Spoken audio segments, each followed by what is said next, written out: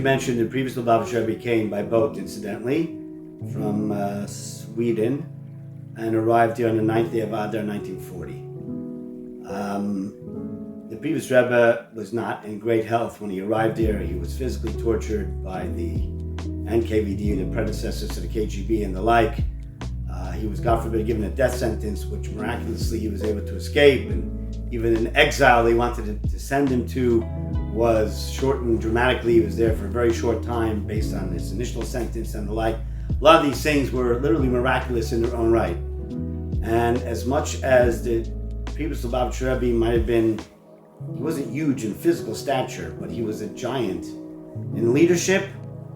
And I would be comfortable saying to a large degree, someone who was feared by the former Soviet Union government, by whether Stalin or what have you. They couldn't seem to quiet the burning fire, the flaming fire that the previous Rebbe had and his Hasidim had at his behest. So when the previous Rebbe came to the United States, he made it very, very clear that he's coming here and basically continuing on the Judaism of old, of Europe and the like. The previous Rebbe was told that this is America and America is different. It's not Europe. And the Frierdiker Rebbe, the previous Rebbe, was famous for a statement of saying America is nicht anders. America is no different. Whether you're living here or not, these shores, when it comes to the observance of Judaism, Torah, true Judaism, it doesn't matter whether you're living in Poland, Russia, or any place else, the United States for that matter.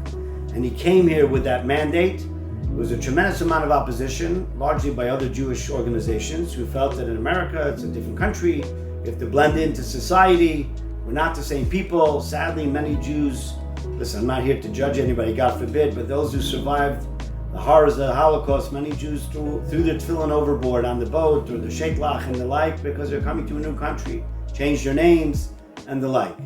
There were Jews who stuck with it. It wasn't easy, I have no doubt. I couldn't begin to fathom what people underwent during Nazi-torn Europe.